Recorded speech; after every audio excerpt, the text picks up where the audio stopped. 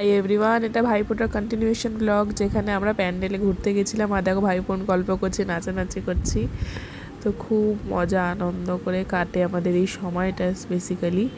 তো আজকে ব্লগটা দিয়ে মোটামুটি সমস্ত অনুষ্ঠানের ব্লগ পিরিয়ড শেষ। এবার নর্মাল ব্লগ আসবে আমাদের ডেইলি লাইফে।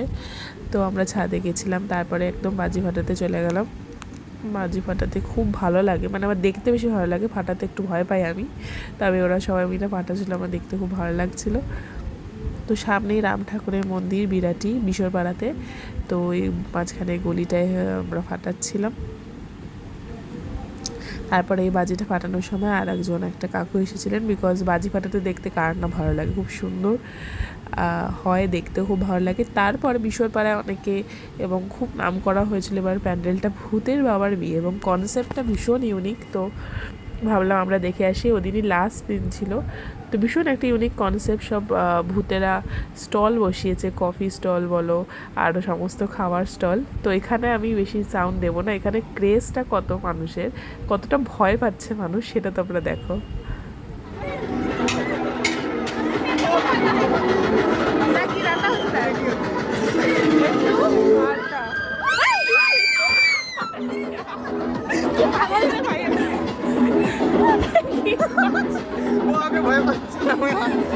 আর উনি ভয় পেয়ে গেছে,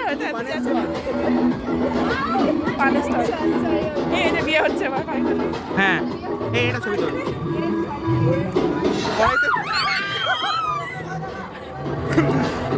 গাধার মতো চেঁচাচ্ছে গাধা। মনে হয় পাখা বসাইতে ভালো। ওখানে হয়ে গেছে, চেঁচাচ্ছিস কেন? দেখো ওদের ছোট বাচ্চারা দাঁড়িয়ে আছে। কি বলো রে ভাই?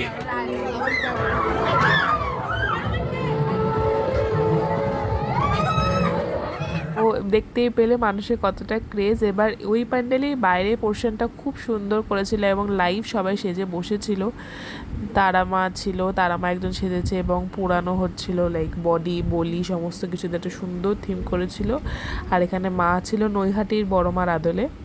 তারপরে আর একটা প্যান্ডেল দেখতে চলে যায়, যেখানে বর্ণ পরিচয়ের উপর মেনলি থিম ছিল। এটা খুব সুন্দর ছিল প্যান্ডেলটা।